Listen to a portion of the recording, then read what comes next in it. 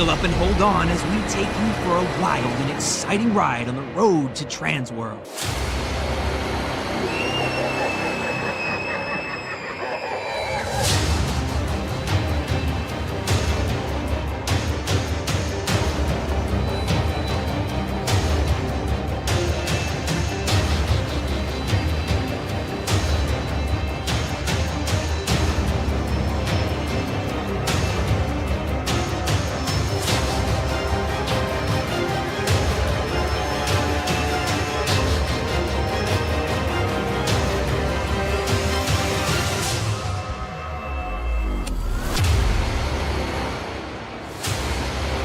This is TransWorld Live.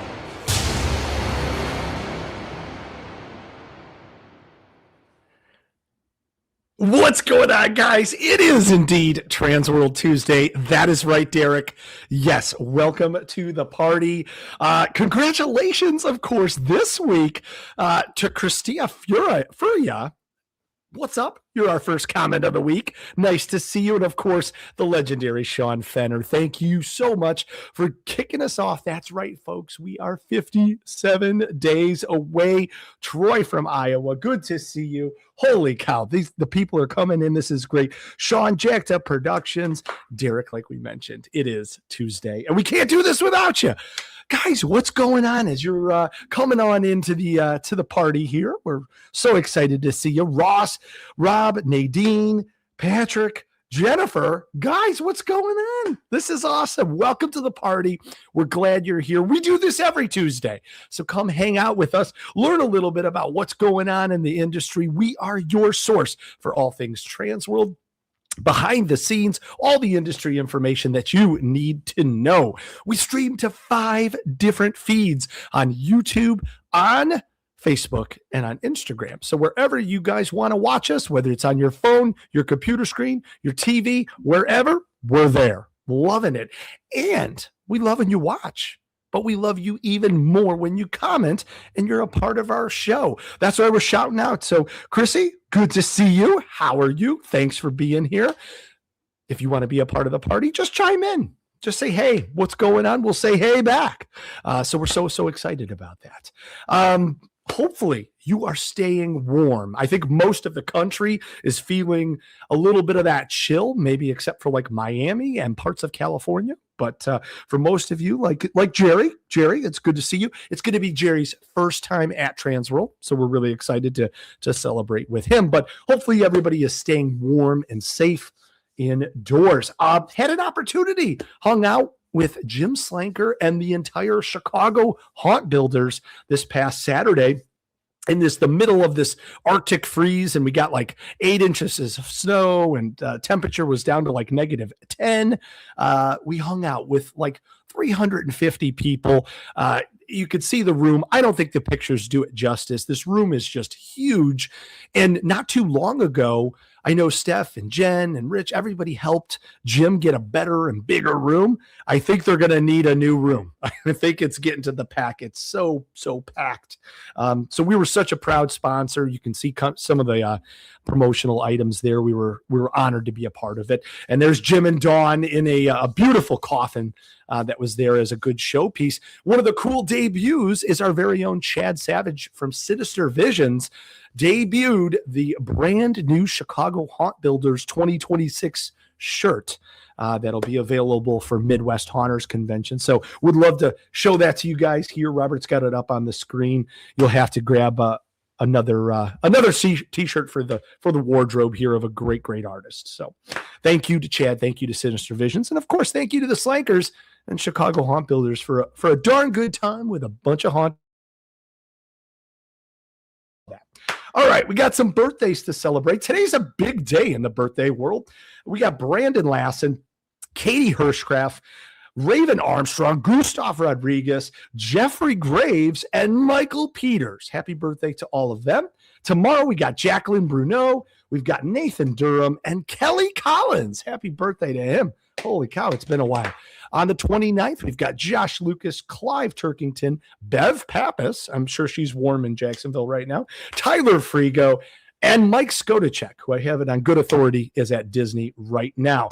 Josh Black is on the 30th, Cameron Fleming and Sean Gray on the 31st. And to kick us off in our February birthdays, Kevin Elvey, February 1st. Happy birthday to all of them.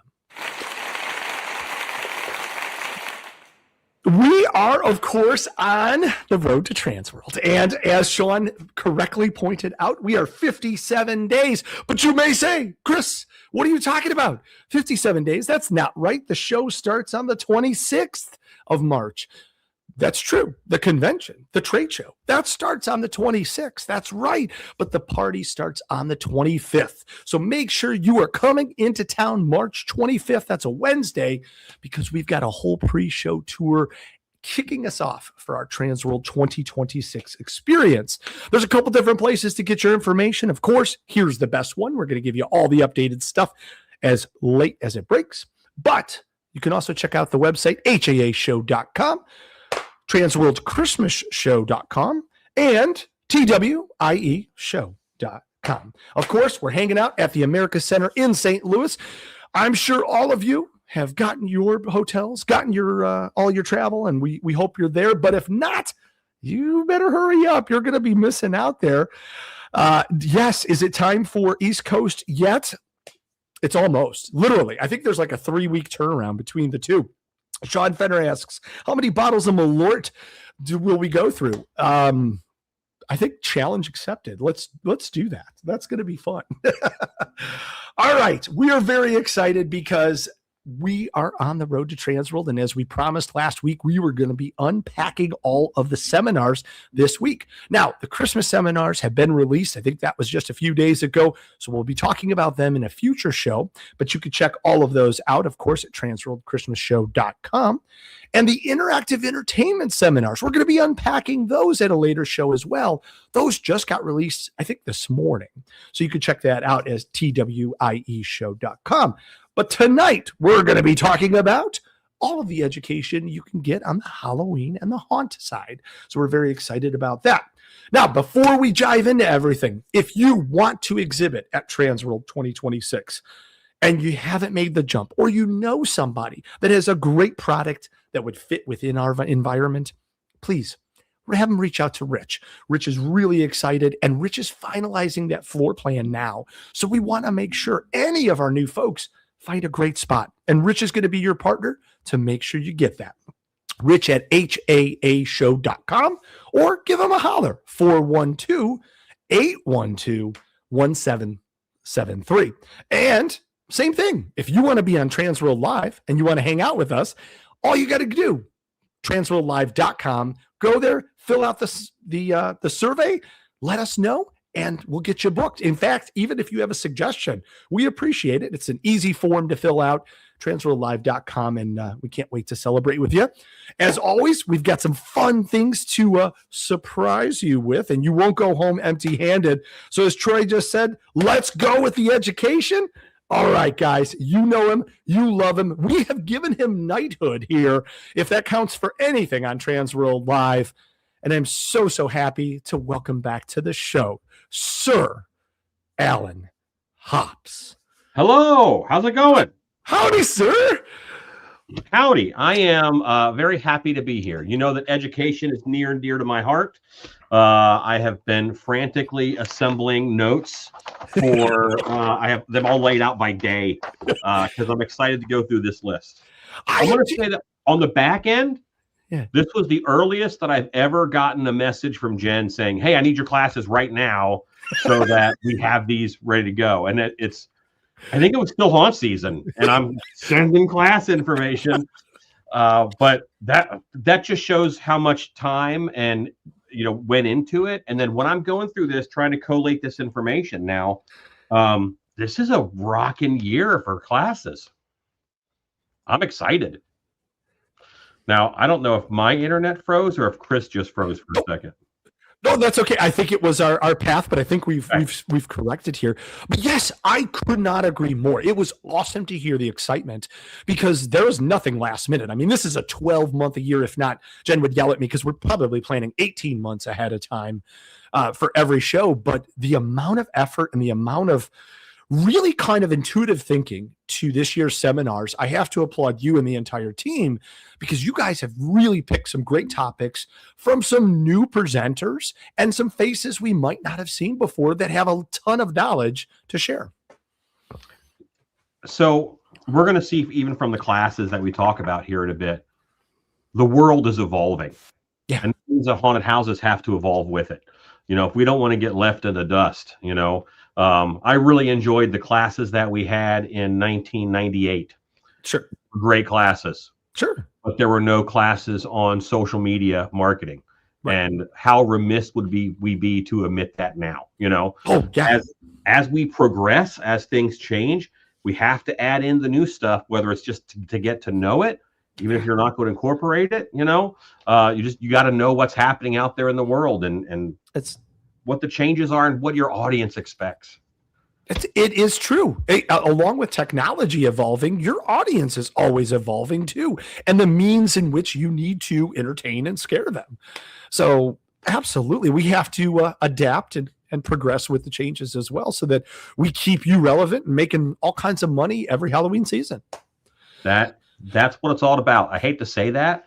Yeah. I'm an art and a passion guy, but if you don't put butts in seats and you don't make enough money to play next year, there's a lot of sad haunters around. You gotta stay with the finances. It's so true. It's so true. We have some friends real quick that want to say hi. Katie, it's good to see you. Angela, it's good to see you. Sandy, it's good to see you. Jennifer says the man about you, of course. Sorry, yes, because you are. Troy, I know that guy. So it's good. Rob, good to see you too. So thanks for being here. Now, before we dive into all things education, can we celebrate for just 1 second? I'm a huge fan. Of course, everyone knows you from Stiltby Studios and Dark Hour Haunted House right outside of Dallas, Texas. And you guys are coming back to play, bringing Cupid and doing a Love is Blind event the Valentine's Day weekend, February 13 and 14. So this is a big year, man. Friday the 13th, followed by Valentine's Day. That's every haunted house should be open. And we're bringing back a show that we haven't done in a long time. Dark Hour is really known for its sets. Mm-hmm. And we had some negative feedback a little bit, like 9 years ago when we did lights out shows. We did, Love is Blind, and that was a lights out show for Valentine's Day. And we had some negative feedback of, I can't see the sets. And that's what you guys are like really, really good at. And I just threw that feedback away, and we're going to do lights out again. We've got some twists that we're going to do on it because it's fun and it's different. I'm blessed. I have this, several hundred customers who are going to come here every time we're open, no matter what. Sure. And they deserve a fresh experience. They deserve, to have the entertainment in the haunted house approach them in a new light or lack of light. And I think that's what we try to do. So Love is Blind is back. We're doing a lights out show. We always do like a gamified twist. And we tested this out at our last off-season opening for Christmas, where the monsters can see you because you have the glow stick, but if you hide it, then they can't see you.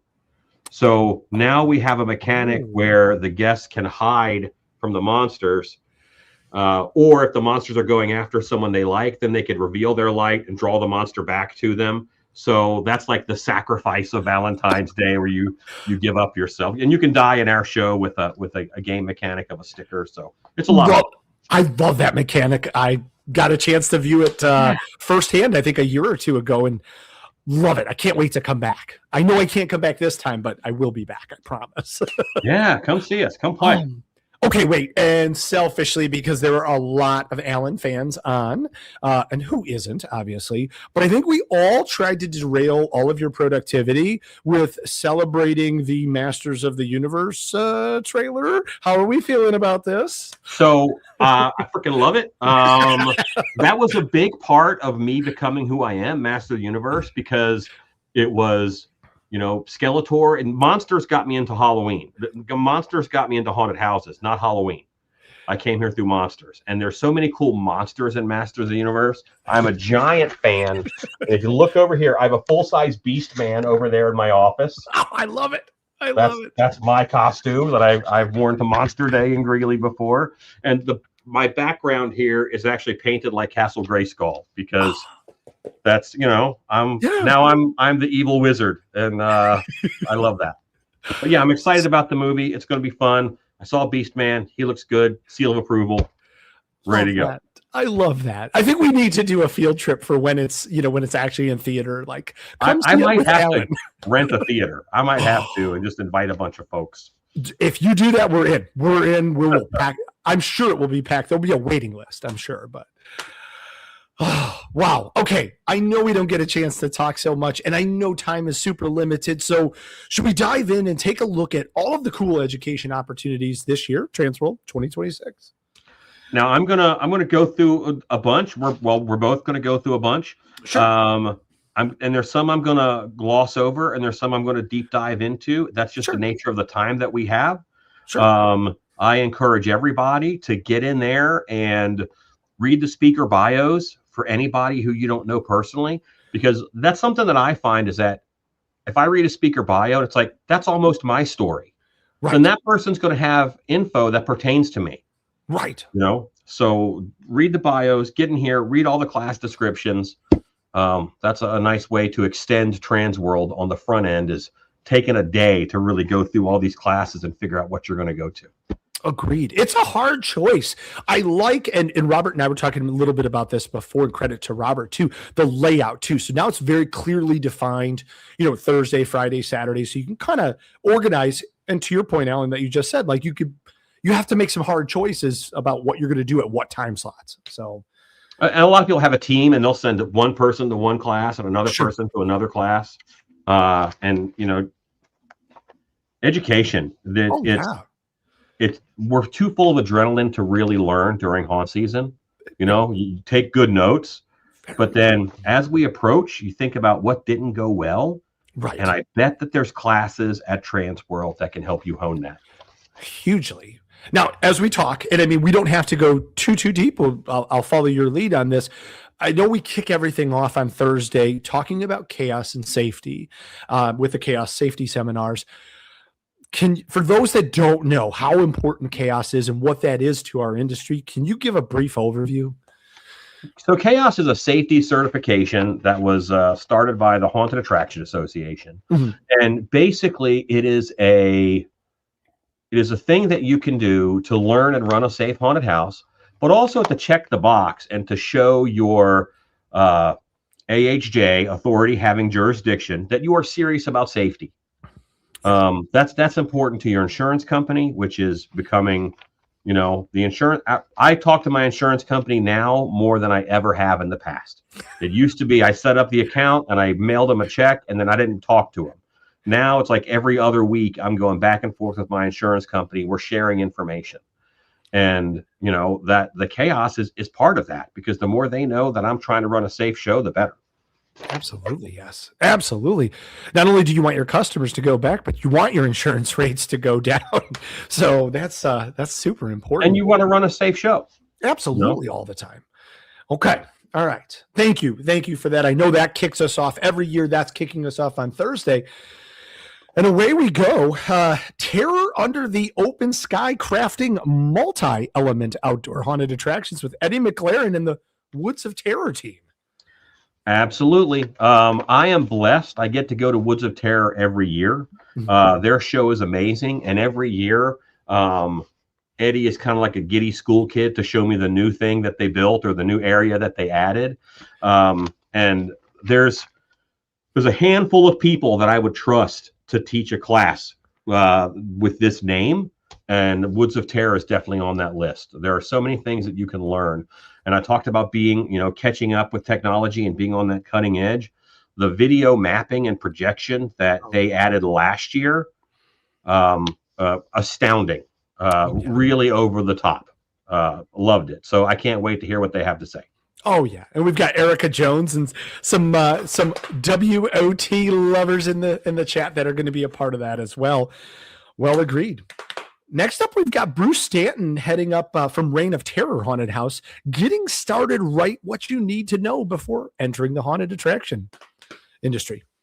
So This is every time I see a class called this, I fear that someone is going to just get up there and say, "Don't do it. It's too much work. It's too hard."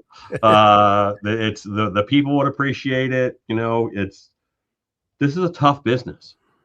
And I know, Bruce, if you're willing to get up there and tell people this is how you get started, this is what you should be doing, I think that's just gold. And maybe you're a few years in, right? And there's even some course correction. I get a lot of that in my field is, people say, "Hey, I'm doing it, but I don't think I'm doing it right. Come help." And classes like this can get you back on track. It's good advice. Again, knowledgeable presenter. Can't wait. No, love that. Now, on the opposite side, you would say, of that spectrum, we have a trio of masters that are talking about perfecting the haunted attraction experience and how to create that polished design after years. We're talking to Ben Armstrong of Netherworld. We're talking to TJ Manarino of Universal Studios. And we're talking to Chris Stafford of 13th Floor. Holy, Hades here. I mean, this is a three-headed dragon.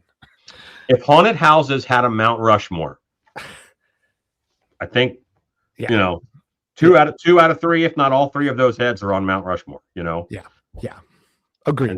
And I'd probably throw Ed Edmonds. There's a bunch. Can I get like a 20-person Mount Rushmore? We're going to need it. Because you'd be up there as well, sir. I mean, I don't know. I'll carve it. How's that sound?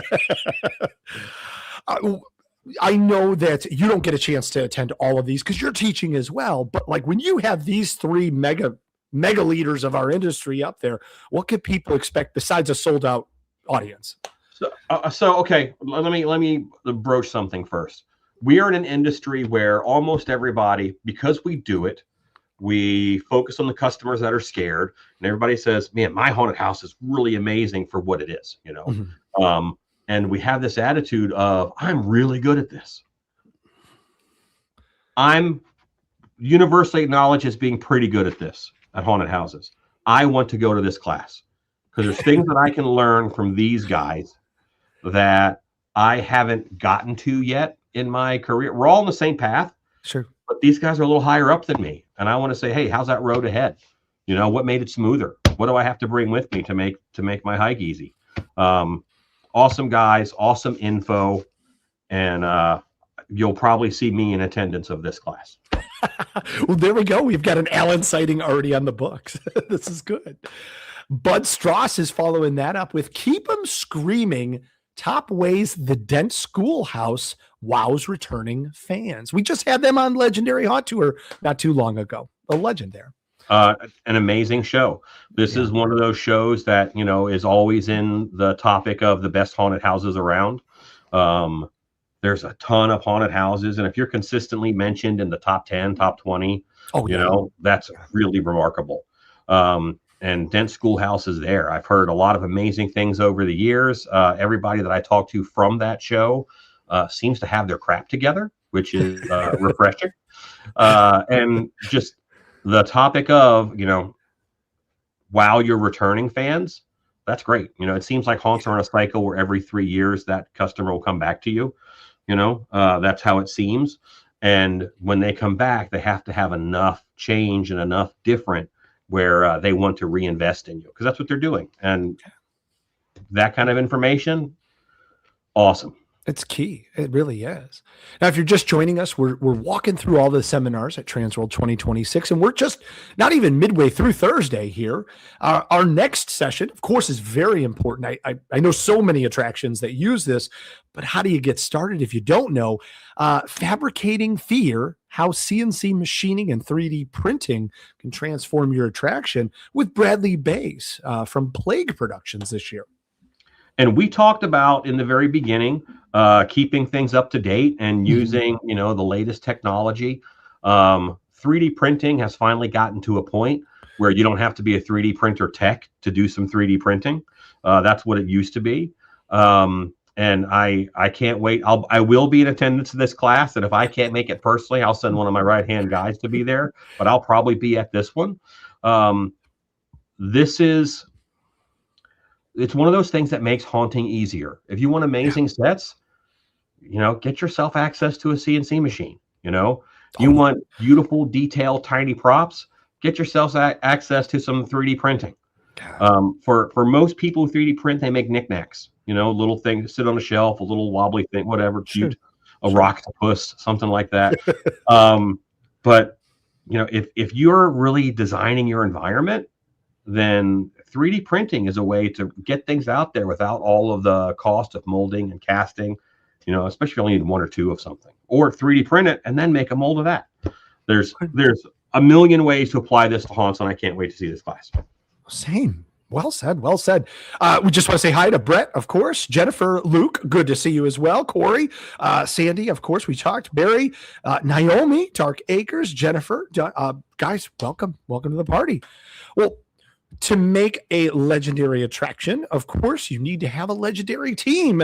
And Ben Armstrong is going to guide us through building, training, and retaining your Legion of Monsters, tips and tricks and techniques to keep your staff haunting for years to come. I mentioned before what an honor it was to be consistently mentioned in the top 20. Mm-hmm. I think that Netherworld is consistently mentioned in the top 3, top 4. Same. It's one of my favorite haunted houses, definitely in my top 5. And here's what's important. Anybody can be really good at this. Mm-hmm. Ben's a good teacher. Yes, he is. Yeah. He's a good teacher. Yes, he's a good speaker. And when Ben talks haunted houses, I listen. Yeah. So, this is an amazing class. Like my haunt Dark Hour, we're just getting up to where we're consistently doing, in that 30,000 range of customers a season. And, he's paving that road in order to, what makes that hike easier? What tools do I need now? Because what got me here isn't what's going to keep me here. And that's the class I'm going to go to. Agreed. Well, rounding out Thursday, and we've talked to Jim Warner a little bit about this. Brett Molitar's on right now, but so important, as much as chaos is as well. But you are rounding out our Thursday talking about haunted attraction security lessons from the dark. Boy, is this a pivotal topic. I mean, just so important. Not this year, not this Halloween season, but last year, the year before. At our wrap-up meeting, I didn't like the way that some of our security was handled. I didn't like, not all of our actors felt 100% safe. They didn't feel like Dark Hour had their back. And it was things that would happen throughout the night that I wasn't even aware of until later. I might get a story from somebody or a report, and I don't like having to chase that down and figure out after the fact. So this year, I actually said, you know what? I'm not going to be in the show. I'm not going to be out in the lobby talking to people. I'm going to be security. So I took over security, and I worked security every night that we were open. Mm-hmm. And this is what I learned. We have an amazing camera system at Dark Hour. That's really helpful. Mm-hmm. But I adjusted how our reports are done. I adjusted how extractions are done. There's a lot of things that we really needed some standardization and some tweaking on. Mm-hmm. And, when we get a great chance in the everyday news to see security kind of run amok, mm-hmm. and having security run with a heart and in that adrenaline-filled environment that also you can calm it down, is massive. So I'm going to share what I learned this year doing security for a haunt that does, 35,000 people. I love that. That's an awesome, just a different perspective. Very cool. Very cool. There's lots of people sharing love as we transition to Friday. I just want to point out that Blake Phillips had said that you, Sir Alan Hobbs, are consistently mentioned in the top 1 of his heart. So, well, that's a good man right there. All right, that was just Thursday. We're starting off Friday. We've got some new speakers here. Really excited to see Zach Oates, who's the founder and CEO of Ovation, talking about 3 steps to increasing profits by improving that guest experience. And that's kind of what we touched on at the beginning of the show too, about how important it is to keep your guests happy. Okay. Truth. I would not care about this class based off the first line. 3 steps to increasing profits. Mm-hmm. But as soon as you add by improving the guest experience, that means that you're doing it from a place where you care about the customer. And everything that we should be doing, we should be focused on the customer to make sure that they're getting the experience that we want. And this is obviously a presenter. I got to read the bio for that presenter. I didn't read all of them, but I don't personally know Zach. I know a lot of the people in the industry, but I'm excited to see what they have to say. Yeah. Hospitality and improving guest experience. My wife is my partner here at Dark Hour, and she is Mrs. Hospitality, and she's amazing, and she's gracious, and she makes the guests feel welcome. Yeah. But that aspect of hospitality, of guest experience, customer service, is something that we really push this year. And it's, what is my competition maybe lacking? Right. And that's where we pushed up quite a bit between different security, different, her hosting, and that's what it is. Remarkable. But this can change your business, and it can change everybody's attitude about your business, which is the first step of changing your business.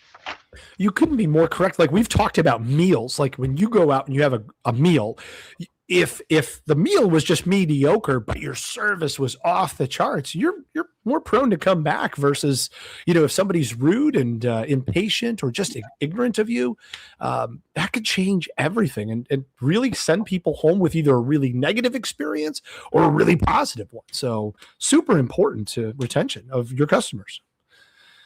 Absolutely.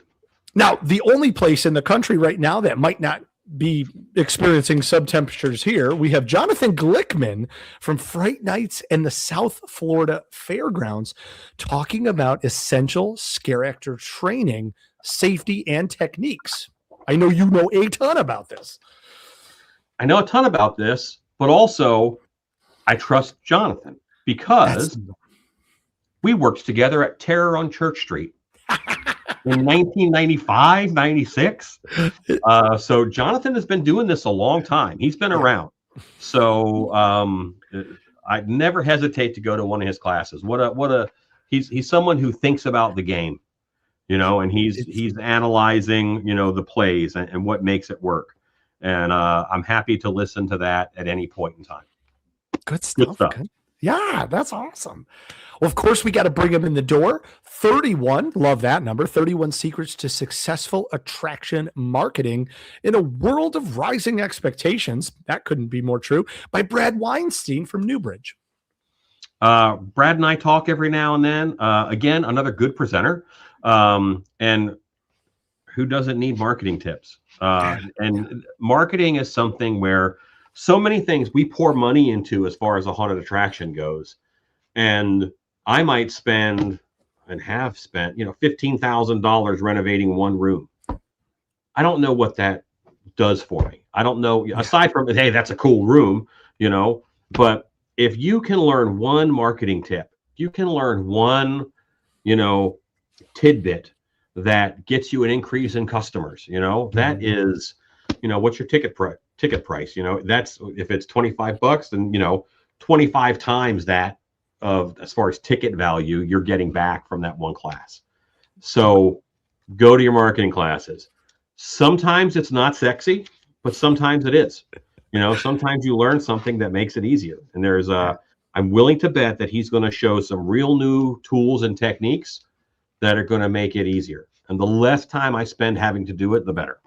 Oh, for sure. For sure. Credit to Troy and to Corey. Both are commenting on the new classes, new educators. Great to see some new vision, new voices that are coming out there. But it's always great to hear some of the ones that are time-tested and proven. Randy Bates, along with Ben Bates from Bates Motel, of course. We're talking larger than life and how to elevate your hayride. Could there be a hayride in Dark Hour's future? Maybe not, but this class will help get you there. I wouldn't say never, actually. Oh, that's breaking news. Okay, I wouldn't say never. That's actually something that our area doesn't have one. Sure. And hayrides have to be done correctly because they are a huge sink as far as personnel. They take so many more people to run them effectively than a regular walk-through haunted attraction does. It's a huge footprint. Yeah. Very few do it as good as Bates Motel. They've been around in the game for a long time. They've done a lot, and he's going to have solid advice. What's good when someone has been doing this for 20, 30 years, 35 years, they know what not to bother focusing on. What do you worry about? Worry about these things. Control those knowns, and then the rest will work itself out. Good advice. Good advice. I know that you've worked with this next presenter very closely on some projects, which I'll let you devolve if you want to. But the IllumiBot team is coming to talk about creating Halloween projection with mapping and content associated with AI. It has never been easier. Again, we have those cutting edge technologies. Maybe they've been around for 20 years, but at what level has it been around? And now it's getting to where we're just above that consumer level. It's a IllumiBot is not going to be, that I know of, in Home Depot for Halloween. Right. But it should probably be in your local haunted attraction, because they do have really cool things to offer. I worked with them last year to get a costume together that it was basically, the costume was a projector screen, and you could, project something different for every haunted house that it was in.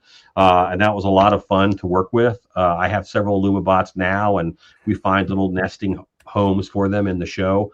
They add an element, and they add a wow factor that animations still and used to add, but they still add, but it's something different. It's something a little bit unique. And one of the things that we have to do in the haunted attraction industry is show people things they've never seen before.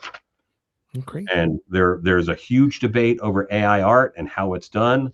But honestly, the more that it gets out there and the more that people are working with it, the more that legislation is going to come into play. And we're going to figure out, the genie's out of the bottle. You can't put it back in. Right. There it is. And it's finding a way to use that ethically in your show. And how do you do that? And hopefully, some questions are going to be answered here about the AI that IllumiBot uses, because it's very cool stuff. I love playing with it. It took last year's show by storm. I mean, their booth was just packed, and it's great to see how much they've grown and how much that technology has progressed in just a short year. From TransWorld to East Coast. Yeah. Oh, very much. Their booth was 30 times better at East Coast. Yes. Because they had that first TransWorld experience, and they got to, learn and adapt. Very much so. Heather, we see you. Scream scene. We cannot Scream Score. Forgive me. My eyes are not thinking. Heather, yes. We can't wait. We had Scream Score on a couple weeks ago. We can't wait to see them. We're going to have them on again. They also harness some awesome new technology. We'll talk about that again here in a minute. So Patrick Nabalowski. All right. This guy is awesome. He's been around a long time, and once your show gets to a certain point, once you're reliably bringing in 25,000, it's 20 or 25,000 people a season or so, and you're kind of I hate to say this, in that mega haunt range, that's going to be a consistent, and and your building is going to kind of top out. Well, then how do you make extra income? How do you increase, your revenue? Because you can't really increase your customers. You have to make them want to give you more. Right. And one of the ways to do that is good food and drink. We actually just added food and beverage here last year at Dark Hour, and my wife headed that up. And we purchased 2 concession trailers, because where our commercial kitchen was approved is not where I want the customers to be. So I had to buy 2 trailers to put them over on that side of the property. This is all, my wife will be in this class. I would bet good, solid money on it. And Patrick knows his stuff. He knows what he's doing. He's not going to waste time on something that doesn't make money. No, that's awesome. I know you know this next presenter really, really well. Teddy Summers coming to us bringing about visual impact, scenic finishing tools, and techniques that sell the scene. Teddy spends a lot of time tooling around the hallways at dark hour. And he also has a tech bend, so I have him on a lot of tech stuff a lot of the time. And but every now and then it's, hey, this spot might not have enough art in it. And my style of building is very clean. And it's really nice to have Teddy in house who can really grunge something up or dirty it up or add something to it that I haven't even thought of. And he's really good at that. He's really good at details. He's good at taking things to the next level. And everybody should go to that class. If you're doing the scenic finishing, or if you're hiring people who do, there's a number of names in the industry who are just really good at that. Teddy is one of those names. Agreed. Well, they say go big or go home. Supersized scares, turning giant props into powerful marketing tools with Bob Nordquist and Paul Cotran. So one of our jobs is to show people things that they've never seen before. And what these guys are talking about, what these guys are doing, what these guys are building is just, it's on a different scale than most of us do. It's one thing to go into a room and I do a lot of stilt stuff, Stilt B Studios, because I want to go a little larger than life with that costume, with that character. Well, these guys take that totally to the next level, and they're building, 30-foot tall facades and even 30-foot tall characters and amazing archways that a whole tractor and hay wagon have to go through and drive through buildings. And it's really cool stuff. And if you're going to build on that level and you're going to do it safely and you're going to do it with some wow, generally it's, I need to spend this much money and I'm going to compact it so it looks really expensive in that one little area. When you've got to fill a whole space, how do you do that? How do you not spend, $1,000 a square foot on that new structure? Right. Ask these guys. No, good stuff. Now, not all of us are lucky to have a year-round permanent facility. Nathan Harris from Halloween Maze is talking about Rush to Terror and modular haunted houses. So I relate a lot of this stuff to me because that's my experience. Sure. I spent, 13 years building a haunted house in an alley. Yeah. In an alley at a Renaissance festival. And every year, slinging the wall panels out, doing a new layout, putting them up, taking the wall panels down. And there are things that you learn in time to make it easier, to make it cheaper, to make it faster.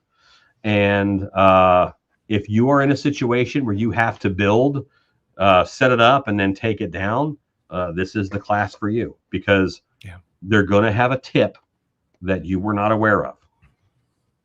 Okay. Agreed.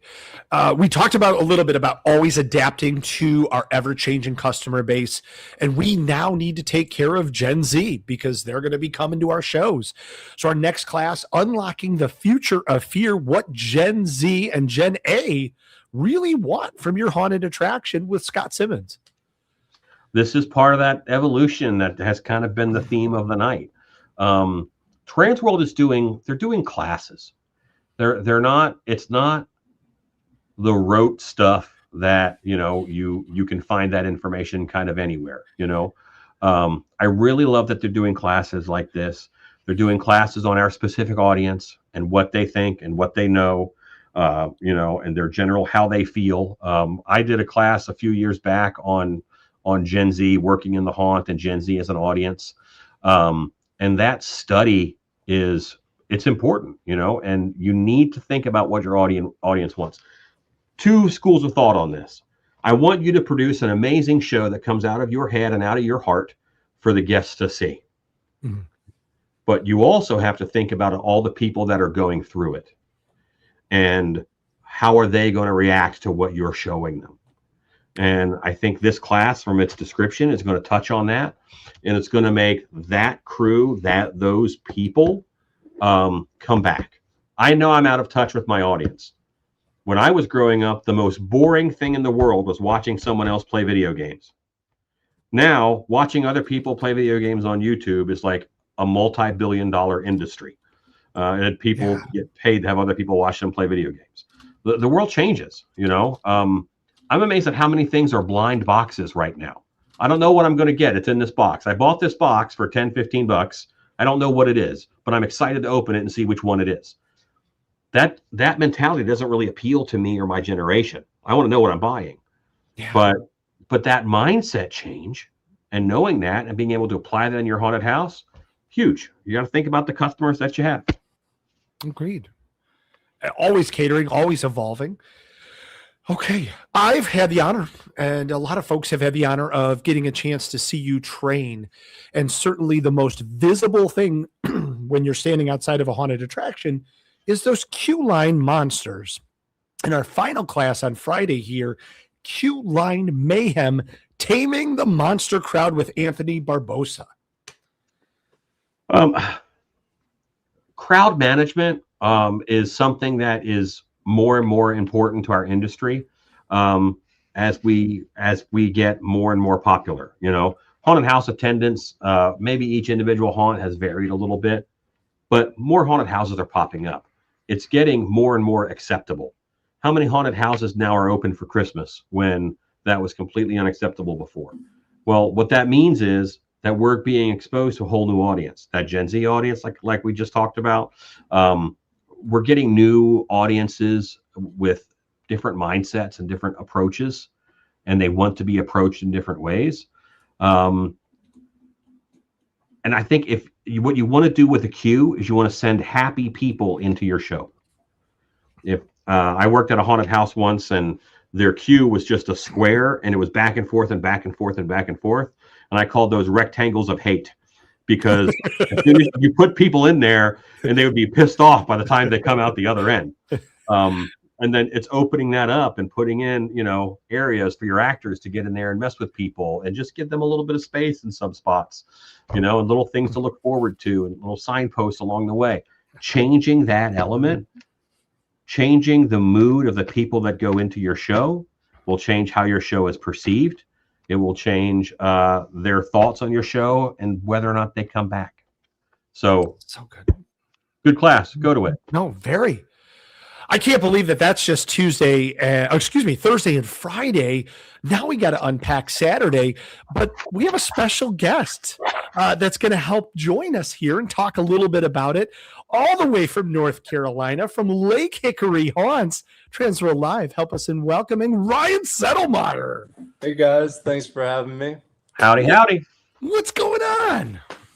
Just hanging out here trying to survive this cold. You know, we don't normally get snow in North Carolina, but as everyone has, it's been a little crazy. So, but hey, we were still working today, so we don't stop. Always.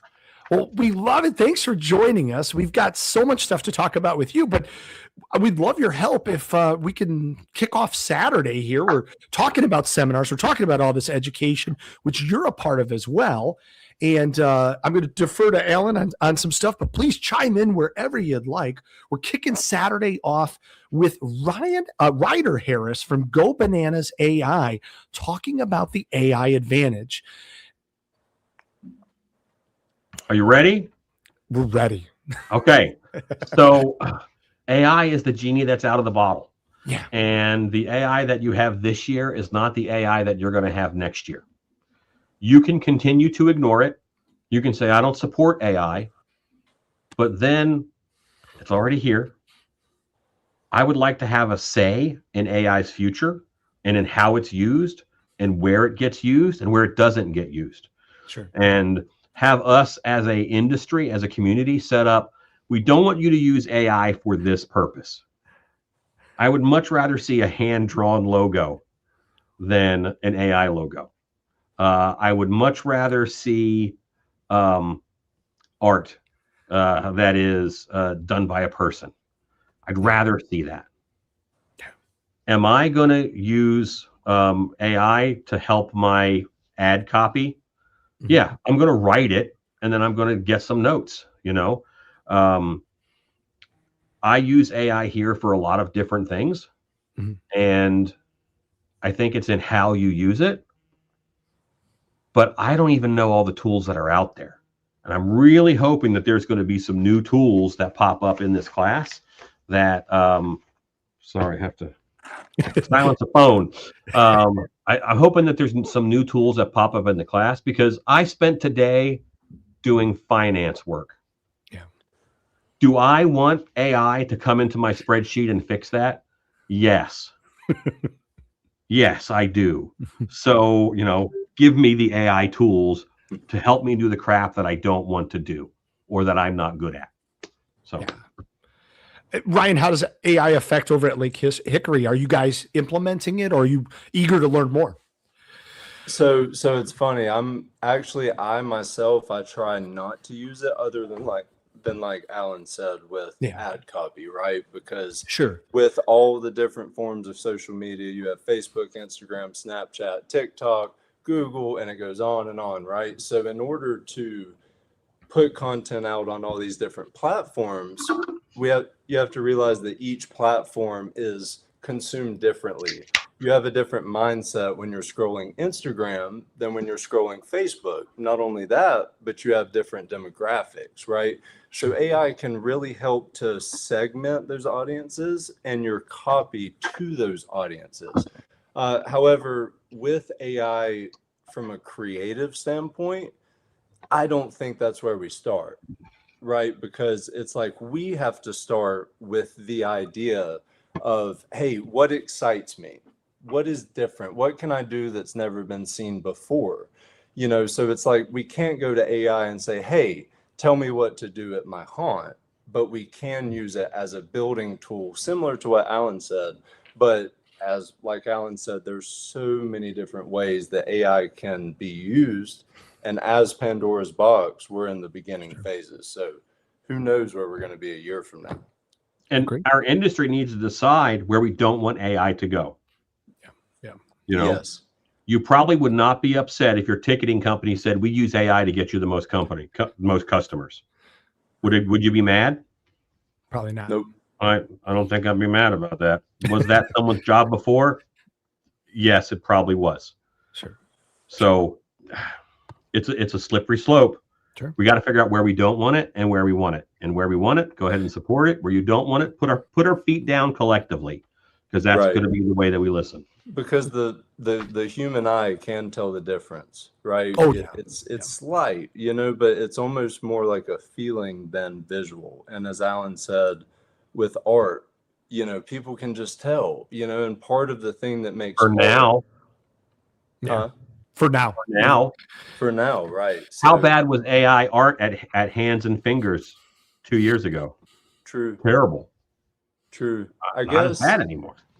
I guess it's from an AI perspective, of course, hopefully, like you said, Alan, that, this guy will shed some new light. But I would say that from an industry perspective, our goal would be to try to do what's different, to continue to try to evolve with AI. That's kind of the best we can do, right? I think that's the big conversation for another time down the road. Agreed. But I think that we should have classes on it. And I want to hear where Ryder Harris wants my industry to go. And I'm either going to say, yeah, well, that sounds cool. Thanks. Help me with that. Or I'm going to say, I don't like that. Let me, as a haunter of 44 years, tell you, why I don't like that in my haunted houses. I think that it's important that we hear these voices, because they're going to keep talking, and we want them to at least have our input as an industry. Absolutely. A good topic, a good debate. But the next one, not debatable, very, very important, of course. Both of you do this, but Alan, surprisingly, in only your second class of TransWorld 2026, the cast director, the most important job that no one wants, Sir Alan Hops is presenting that. Here's a rule of mine. If someone really wants to be the casting director, I don't want them to touch it with a 10-foot pole. There's a reason for that, and that's going to be drama. So you leave that alone. If the person doesn't want the job, they're probably perfect for it. That's a fact. And I'm going to have actually Lexi Girardi, who's been my cast director here for the past 2 years, will be with me. Teddy may be at that class with me because Teddy has been my casting director right before Lexi got here.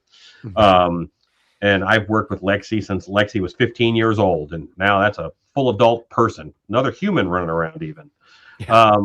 But the focus on casting and how to do it well. There's a lot more things to consider now than casting director back in my day. And it's having someone with a modern head and a modern touch to balance those things. It's having the right systems in place so you don't put an actor in a spot where they have a latex allergy and the hallway they're in is lined with latex. And they're breathing that in all night, even if they don't touch anything. It's having, dealing with new types of people. When I was younger, no one wore headphones all the time to kind of quiet the world a bit. Perfectly normal now, and that gets adjusted in, and where is that going to work? And that balancing act, you're totally playing Jenga with hours and time and talent, and it's remarkable. And I know that I'm the one teaching this class, but this is just as much. I'm on the back of my casting directors who have done this with me. Sure. And one of the things that they have to balance is, as a director, my wants and my needs. Yeah. That has to be something that they consider. It's you don't give up all of your direction because you have a casting director. What are they responsible for? What are you responsible for? And how do you do right by each other? Big part of that talk. For sure. Backstage can be a crazy place during a show, but certainly before a show. Our next class by Jade Carlson and Christian Cadillos, Backstage Survival Guide Makeup Artist Edition, dealing with everything that comes with being a makeup artist at a big haunted attraction. The highest pressure job you can have at a haunted house, the hour and a half before you're supposed to open, is being a makeup artist. Because there's literally a line of people waiting for you to do your work and get done. And someone else has to say if it's good enough or not. Yeah. And 100% the Backstage Survival Guide, I love that because it takes a certain mindset to get through that and prepare for it and do it well. And some headphones. It may take headphones. Now, we talk chaos, we talk safety and how important it is, and how exciting that we're going to get to talk about the language that your fire marshal, your AHJ, listens to all the time and uses as a guideline. We are getting, from the proverbial straight from the horse's mouth. We have a presenter from the National Fire Protection Association. That's the company that makes all of the codes that your fire marshal follows. And they're going to talk about what's scarier than the ghosts in a haunted house, a fire with no way out. Yeah. Here, just take my money. This is my wallet. Yep. This class, I am so glad that we have this person coming to take this class. Yes. I hope that they have a 10-minute presentation and then they're just ready to take questions, because everybody has them. There's so many differences, but this is the person who wrote the book who binds all that together. Not this person in particular, but the organization. How brave is this to go into the heart of the enemy and get a presentation? And I say that my wife is a retired fire captain. Yep. So I married the enemy. I understand. It was the first thing we bonded over. It was wonderful. You guys are great people. But yes, you can really understand. That's a great class. And I'm so happy we have a source right from the NFPA. So exciting. I agree with you. That's an expert right there.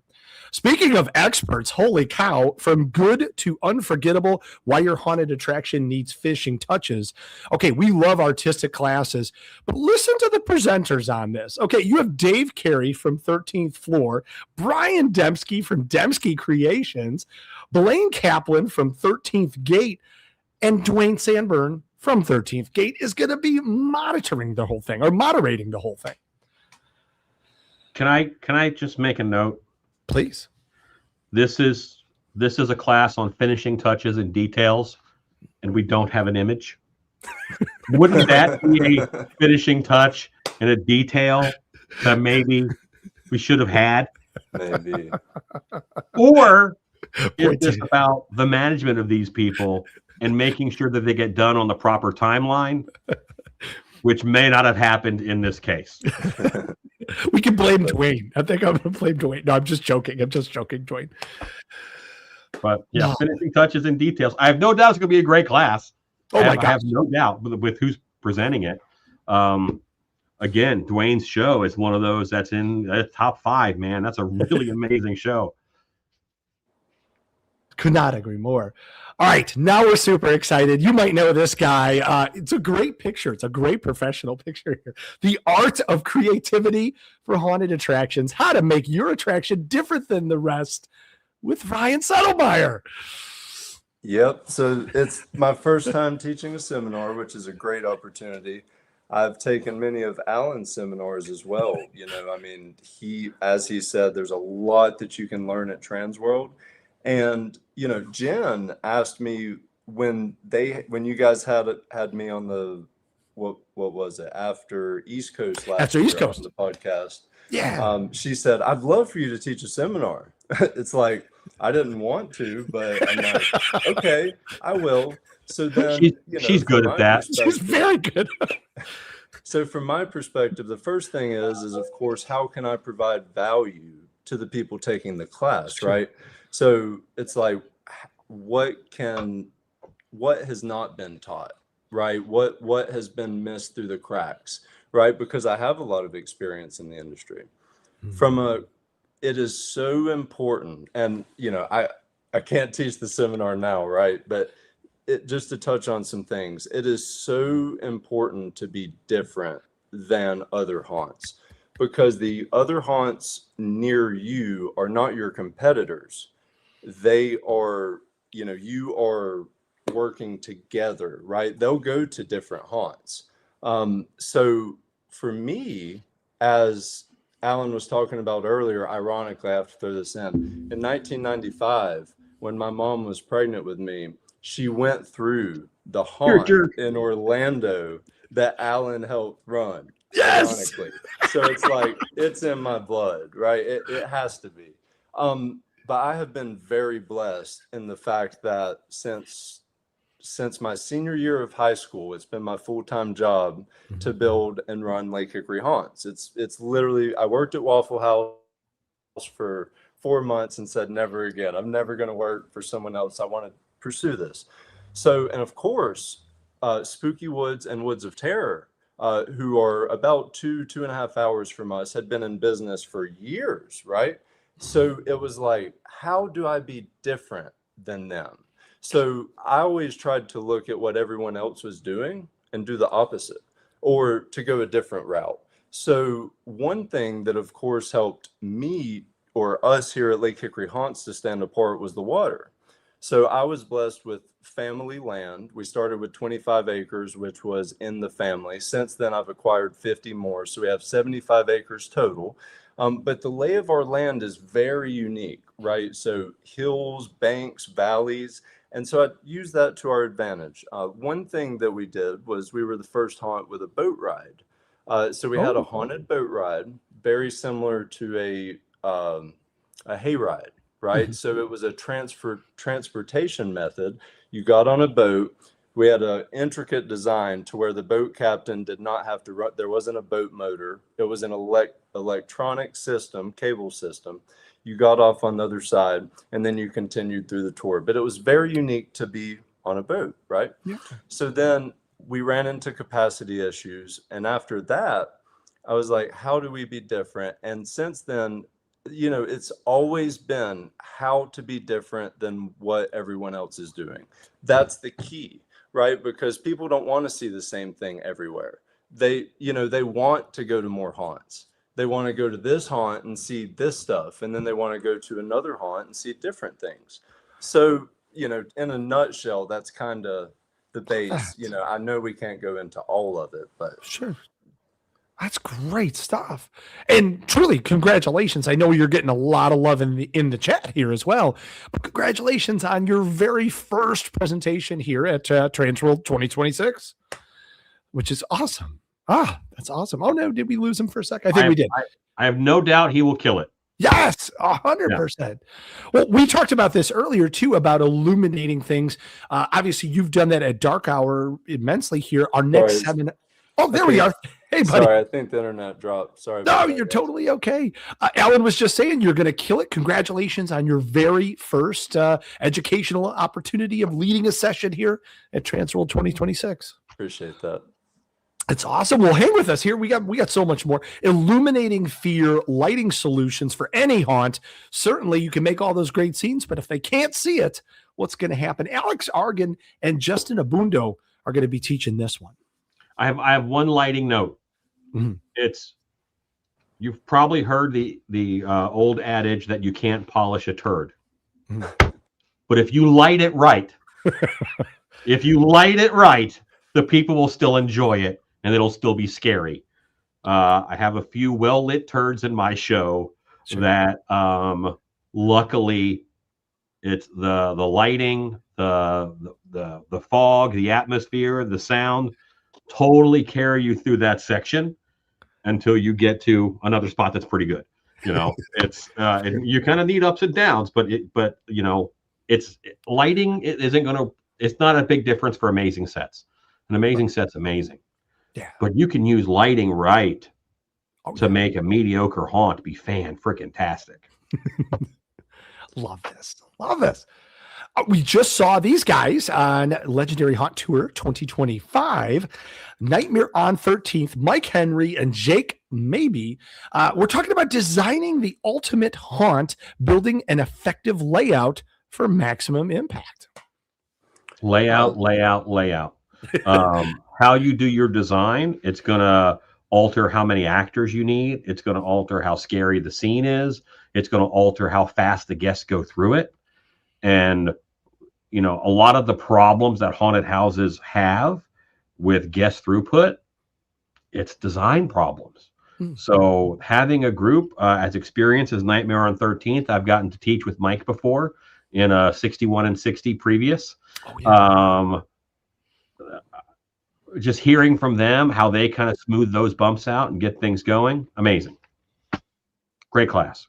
Can't wait. It all depends on your location as well, right? Every location is different. So like a haunt in a warehouse or in one building is a lot different than what we have here at Lake Hickory Haunts, right? We have many different attractions. One, you're walking across the water. One, you're walking underground. One is a greenhouse that, back on the lighting topic, that we literally light from the outside because we built a literal greenhouse. So in that layout, it's always depending on where you are and what your location is like as a haunter, right? So you have to be aware that one thing doesn't work for everyone, but you do need to think about throughput. 1 to 2 years ago, we made the decision from now on, all of our paths are going to be 4 foot wide, because if you want to increase your throughput, you have to be able to get people through. You cannot, like, we don't have the claustrophobia tunnels anymore. You know, and the longer you make your show, the longer people are going to be taking up parking, right? There's so many things that goes into that. So hopefully that's going to be a great class. Absolutely.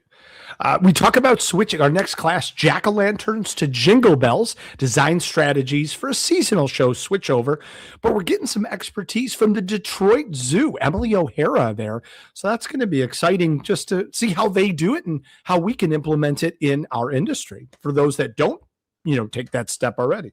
And you might have just seen me kind of look down and shake my head. It has nothing to do with this presenter. It's because today I found Christmas decorations up in my show that should have been taken down weeks ago, but they just got missed. Sure. And this whole design strategies for a seasonal show switchover, which is a tongue twister, by the way. Oh, yeah. Seasonal show switchover. Forget it. I like it. The alliteration. Yeah. But that's so huge. And in my head today, I'm going, okay, no more decor that's smaller than my torso.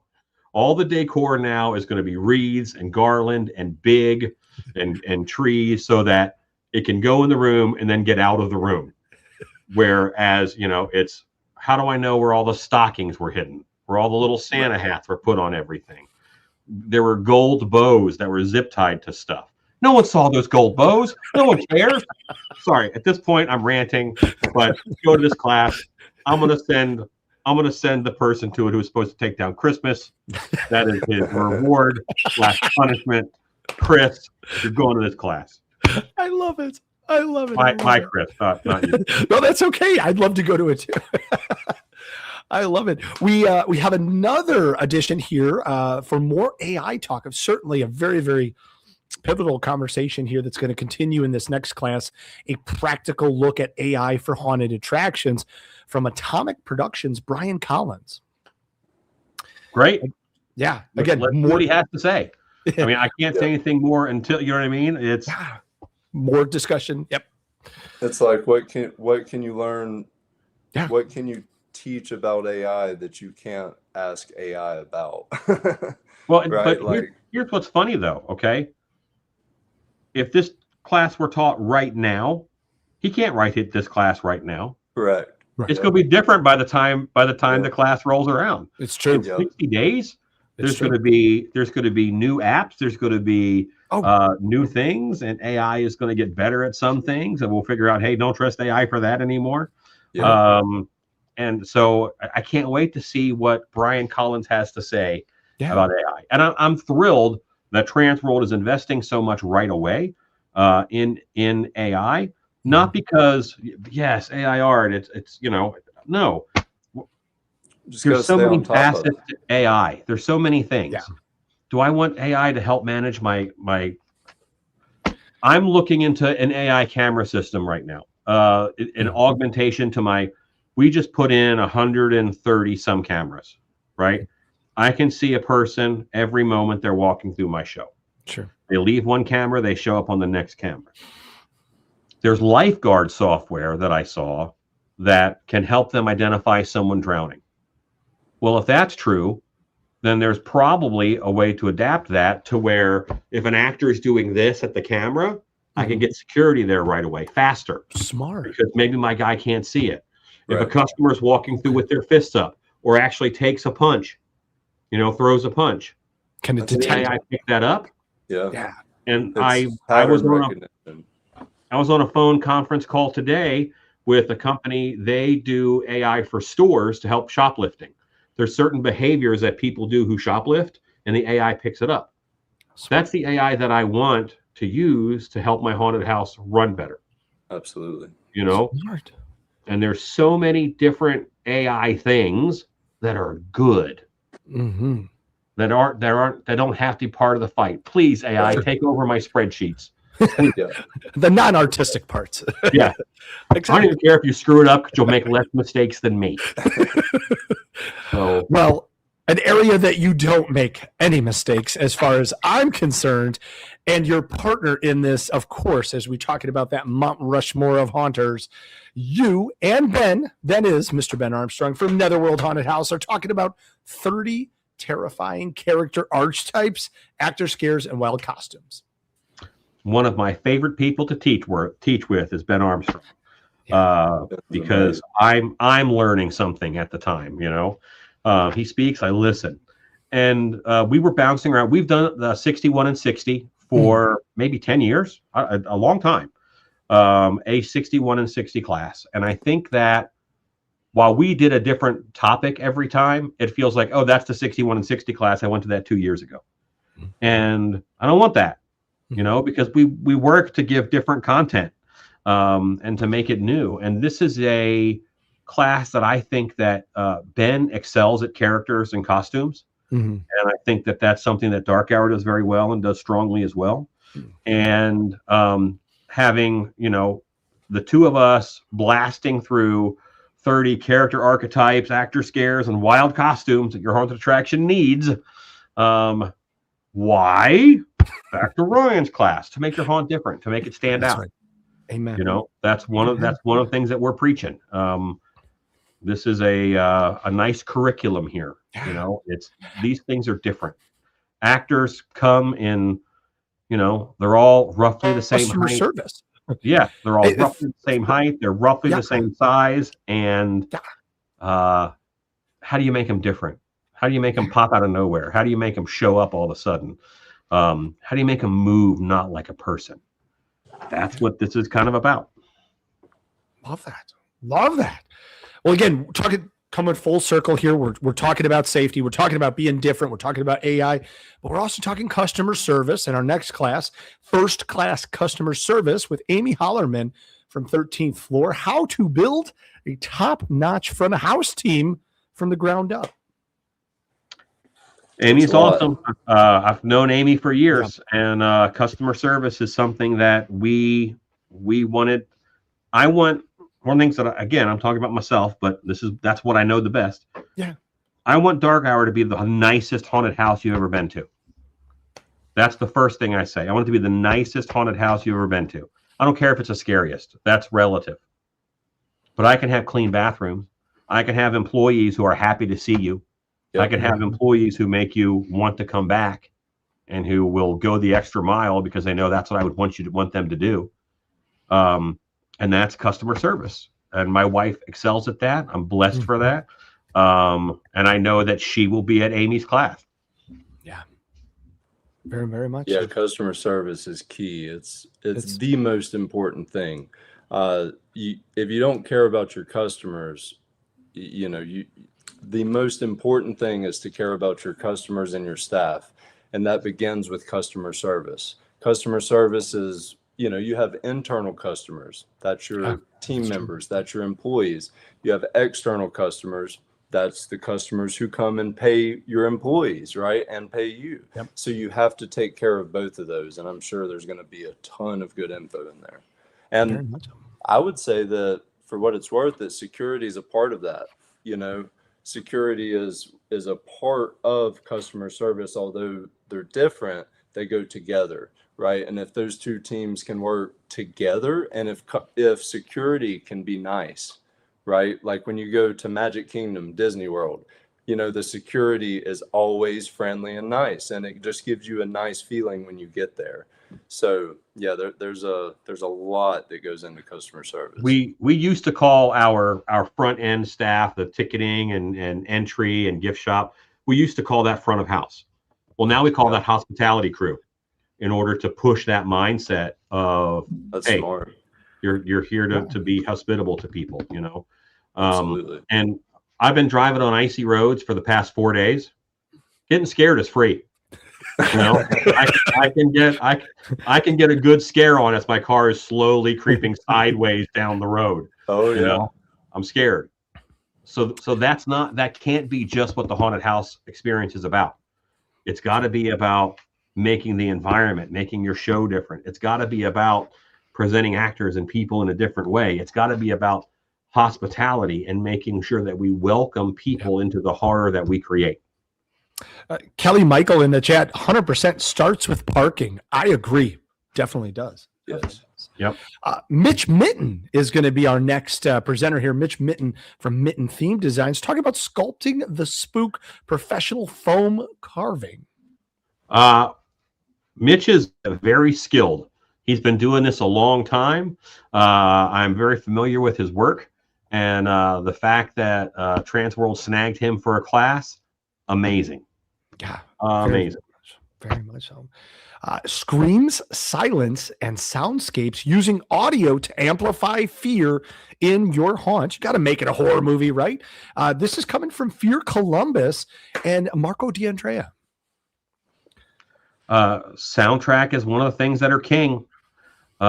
We have a more refined palette as far as sound and soundtracks go for your audience now. More things are accessible to them. And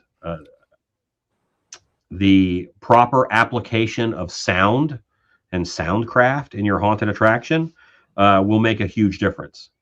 And, there's things that you can do to make a scene more memorable just by changing up the sound in it. That it's remarkable. And, these guys have tips and tricks, and I want to learn them. Yeah, here at Lake Hickory Haunts, we use audio. There's multiple layers to audio. So as Alan said, there's soundtracks in the background, and not every attraction will have a soundtrack, right? But you want to set, if you don't have a soundtrack, you'll have a sound effect, right? So it's either going to set the mood or it's going to set the silence, right? To build the suspense, and then boom. So it all depends on where you are in the experience. But yeah, there is so much that goes into sound. If I get started, I won't stop. It's a really cool thing. Well said. Our final class, if you can believe that, as we close out our seminars for the Halloween and haunted attraction side, is Year-Round Fear, Making a Living in Horror Beyond October. Of course, we're talking with Tim Dunn and the Fright Kingdom team all the way from Florida. Those guys certainly know about that. And I know you guys do too. You're not just open in October, you're doing stuff year-round. Why is this class important? So it used to be that during Halloween, all you had to do was convince them to come to your haunted house because everybody knew they should. Right. And as you go into Valentine's Day and Christmas, I think we're getting past. We have to tell people it's okay for a haunted house to be open at this time of year. We're past that. Yeah. All we have to do now is convince them to come to ours, and I think that horror is a viable option year round. It just wasn't before. There was a time for Halloween. And now it's not Halloween anymore. It's spooky season, which, kind of starts September 1st. And that's Christmas slowly creeped until it took over the day after Thanksgiving, and I think Halloween is in that creep phase right now. That's a good point. How many haunted houses stay open that first week in November and that second week in November? And that's still in the same quarter, but there's Christmas shows. There's, a spring break show. There's, we have a winter market that we do here. We have a Krampus photo event. There's so many things that you can do year round. At dark hour, I try very hard to keep a staff of about 10 year round. Yeah. And that allows me to pivot and do a lot of really cool stuff. Yeah. So I ironic. know Tim works his butt off, and I can't wait to hear this talk.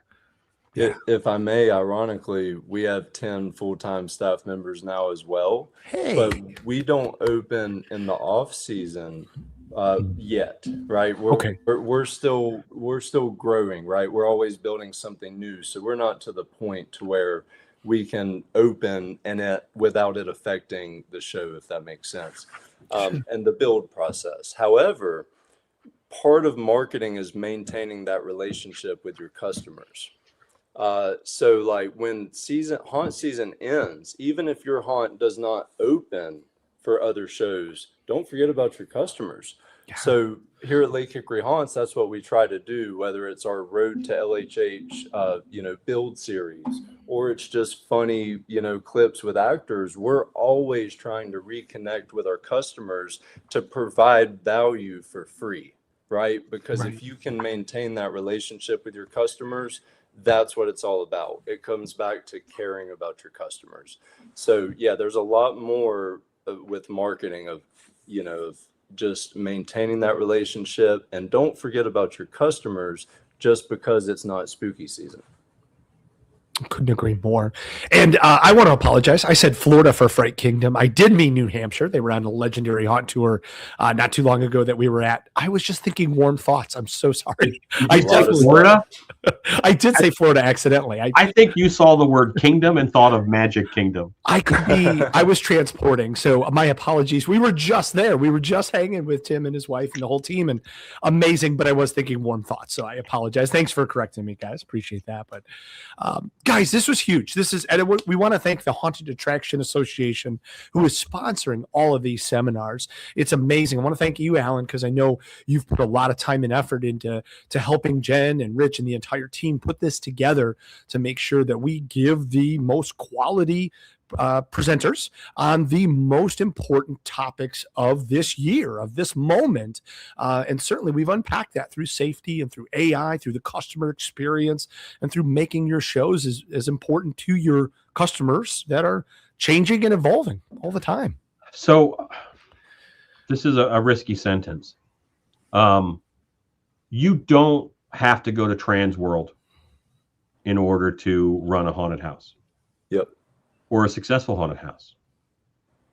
But I think that the best haunted houses do go to TransWorld, and they do send people to classes. This is where our community gathers, and this is where you learn the news, and this is where you learn the trends, and this is where when you're successful, the hardest thing to ask is what's next. And you find out what's next at TransWorld. Love that. So I'm grateful. Alan, I know that you are pressed on time. Can I ask one more question? Unless you have a few more minutes, but one more question. What are you most looking forward to at TransWorld? You've been there forever. You are a stop for most people. Most people love to try and take a selfie or just to see you and greet you and say hi to you and Shannon. And of course, your famous booth number 4. What are you looking forward to as you set up for another TransWorld? the world is taxing right now. It is taxing. The news, the environment, the social climate has a weight. And I am looking forward to going into a building, to taking over a small part of a big city. And I'm going to have a whole block of people who love the things that I love, who do the work that I do, who care about what I care about. We may not agree on everything, but I know that they have a haunted Halloween heart just like I do. And I'm looking forward to the recharge and the refresh of being in that space. I'm an owner. I shield my people. I hold that weight. I keep it off of them and the haunt so they can do their job. And at TransWorld and at shows where you come in contact with so many of your people, your community, that's recharging. It recharges your creative energy. It recharges your brain. And what do I focus on? Look at that haunter who just walked by. They're really successful at that thing, and I want to be more like them.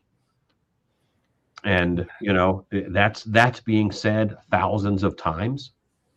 And you know, we're blessed to have the classes where you can hear how other people do things. But I'm looking forward to the energy in the room. And I'm looking forward to Halloween and haunted houses and monsters taking the weight of the world off my shoulders for about 4 days. Oh my gosh. Tears. Yep. Tears. That's what I want. Yep. Oh, Alan. Oh, bravo, sir. Bravo. I didn't know you were going to ask that. Bravo. No. Oh my gosh. And you're lighting up. That just made me tear up. It's true. I mean, you know, if I may, I'm a Christian and a follower of Jesus Christ. And, you know, sometimes at church, people aren't as accepting as they are at TransWorld. Yeah. You know, that's one of the things that I always say is like, it's about the individuals. And there are so many people at TransWorld who are not judgmental, who accept you no matter who you are, and you're allowed to be different. And in this modern world, it almost feels like everyone's supposed to act the same way. And to build on what you're saying, Alan, when we go to TransWorld, it's like you see all kinds of different people who all come together for the same reason. And it is such a blessing. Yeah. Oh my gosh. Guys, this is insane. 57 days, as Sean correctly put out there. I can't wait to see you guys. This is so exciting. I want to ask so much more, and I don't want to. I know you guys, your time is limited, and I'm so grateful for what you did spend with us. Is there anything new or exciting that you're bringing with you, or that you're looking for specifically? My final question as we gear up for 2026. So I'm in a process of, I became the owner of Dark Hour in 2023. Yeah. And I slowly, when you're an independent artist, you have 80 irons in the fire in case they go out. And now I have one big castle to defend. So I've slowly been in this process of kind of paring back the extraneous stuff that I do. And it's more about, I have teams that will go out and train your actors because they've worked with me for years and they know what they're doing. I have these wonderful classes that we do for mask making and for prop making, and I want people to come to me and let's talk and let me teach you how we do this. You know, the simple ways of doing these things, and that's my focus this year is on those relationships and Dark Hour. So my booth will be a little smaller this year. But I'm there for anybody who needs me. You want consultation? Come on. You want some costumes made? Hit me up. But as far as having a giant blowout booth like I've had in the past, I have enough big perennial clients. I don't need to go fishing. They're gonna come to the dock, you know. And that's, if I may, we've purchased many things from Alan, and if you're going to TransWorld, checking out his booth, the one thing that Alan has always done that has helped us is he makes things affordable. And not every set requires a silicone mask. Right. And Alan does a very good job of, and it's like, I never know what you're going to bring, Alan. You know, it's like, what's Alan going to have at his booth? You know, and it's exciting, and then also it's affordable. So really appreciate what you do, Alan. Seriously. Erica put this in the chat, and I believe it is an exact quote from you, Sir Alan Hobbs. The more the world sucks, the more the world needs haunted houses. Oh, without doubt. Without doubt. Be scared. It's the only thing where you can go to prepare for the worst and escape at the same time. Yes. Yeah. That's what haunted houses are. Yes. You know? Hooray. Now, Ellen, I need your help with one more thing. Super excited. So it was just announced in November. Ryan is bringing Lake Hickory Haunts onto the 2026 Legendary Haunt Tour. I want to hear how Ryan feels about that. But Alan, how exciting is that? And how awesome is it to see us going to North Carolina? It's actually amazing. There's Ryan mentioned he's got big shows right there around him. Yeah. And anytime that you have big shows, I'm blessed. I have Cutting Edge about 40 minutes away from me. Sure. And our shows, they make each other better just by existing. Yeah. And I think that is what North Carolina is in right now, in that little area that, within 3 hours of each other. All those shows have to be their own thing. They have to stand out in that hot market, because people are going to go to one a year, maybe two. And you want to make sure that yours stands out enough and is known. And Lake Hickory has done that. And all the other shows in the tour, who I'm sure you'll have on as that comes up. So, oh, for sure. For sure. Just because we have you, Ryan, how you feeling about that? That's super exciting. I know people were just losing their minds. It's a blessing. It's super exciting. Because like I said, I've been doing this will be our 15th year. What Alan was speaking about earlier, the mega haunt number, I don't release our attendance, but we met that mega haunt number for the first time in 2020. So in our 10th year, and then from then we've grown continuously. So it's like we've been growing, and every single year, believe it or not, I've reinvested everything. Every single year, reinvested everything. Now I'm reinvesting in our employees, 5 years ago, it was different. Now we have a lot of people to take care of, and we have a lot of projects going on. So we have a lot of things we're working on between now and Legendary. So it's going to be exciting. I love that. Guys, this is awesome. Of course, you know he is Sir Alan Hops, StiltBeStudios.com, DarkHourHauntedHouse.com. He is Ryan Settlemyre, LakeHickoryHaunts.com. And if you guys have just one more minute, we want to give back to all of our amazing audiences that's been hanging out with us and interacting and asking questions and commenting. On behalf of Jen and Rich and everybody at TransWorld, we'd love to give away 2 different free 1-hour seminars that you should definitely use for one of Alan or Ryan's seminars, or really any 1-hour seminar that you'd like. But we certainly endorse Alan and Ryan because they're right here and they give you really good reasons of why to go. You guys want to help us give away those?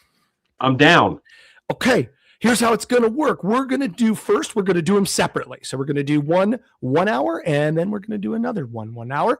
Alan, I'm going to give the floor to you first. If you have a fun question for all of our audience members that are watching, if you want to win a free 1-hour seminar courtesy of TransWorld, all you need to do is put into the chat TW and then the answer to what Alan's question is going to be.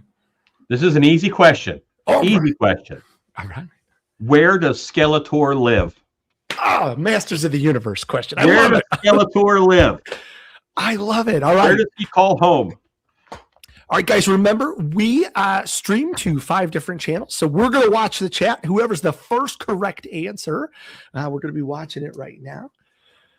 Where does Skeletor call home? Kevin Bixacki, I think he knows. I just saw Kevin. Gotta make sure I'm in studio private chat. Okay. Was that first? Because that's correct. I was going to say, call it out. Yep. What you saw first. Go Snake ahead. Mountain. Snake Mountain is where Skeletor lives. He wants to live at Castle Grayskull, but he hangs his hat at Snake Mountain. Okay, that is SCG99. You definitely got it first. Snake Mountain, congratulations. Email me at kris@haashow.com and we'll get you hooked up. Congratulations. Oh, that's awesome. All right, let's do it again. Ryan, it's your turn. Reminder to everybody in the chat, you're going to write TW and then the answer to what Ryan's question might be. So this may be a tough one. I don't know. Okay. I like it. What is the name of the first icon character that I played at Lake Hickory Haunts? We got a personal question. I like this. Okay. I know there's some huge Ryan fans out there, some huge Lake Hickory Haunt fans. Give you a hint. It's a lot of people in the industry say that they're overdone. Okay. This type of character. All right. So we got to watch the chat here. Let's go. A lot of people, Ryan. A lot of people. Erica came out of the gate there. I don't know if. All right, we are watching here. Love this. We got. Looks like Erica got it. I was going to say, yeah. As I'm reviewing it, Erica, congratulations. Yeah, Erica. That's awesome. Ryan, any story on your clown character there and why he is named as such? Yeah. So of course I was the boss, the manager, and it was. The backstory is a very long backstory. All of the characters here at Lake Hickory Haunts and attractions begin with a story. They're all story driven. So to make a long story short, Boss the Clown wanted to be funny. He wanted to be one of the funniest clowns. He wanted to be an entertainer, and he just wasn't funny. Boss the Clown was not funny. So he got mad, ended up making some mistakes, and then he rebuilt himself and became an evil clown. So now he has the freak show, which draws people into his big top circus. And then he has the fun house, which is covered with cotton candy everywhere. It smells good, kind of like Treasure Island, right? It's like, oh, this is great. Love it. And then kind of like how they turn all the boys into donkeys. Then you go into Boss's lab, and then Boss's goal is to turn humans into clowns. So our clowns at Lake Hickory Haunts are very different because we have a bald-headed clown called Boss the Clown who has a secret clown laboratory whose goal is to turn humans into clowns using science. I'm morally opposed, but great job. Guys, thank you for the awesome questions. Thank you for your time, and to all of our amazing audience, thanks for the guesses and for the answers. We appreciate you watching. Of course, we will be back here next Tuesday, February 3rd, as we continue our road to TransWorld. I want to thank Robert and, of course, all of you for your time. Stay warm. And guys, do you have any final words as we close out the show? Go make stuff. Go make stuff. Love that. Always better your best. Be better than you were last year, not your competitors. Focus on you and be the best version of you, and you'll be all right. Great advice from two amazing humans. Thank you so much. And thanks to Shannon for letting this all happen. We love her too. So thanks for having us on. Appreciate you. Thank you, guys.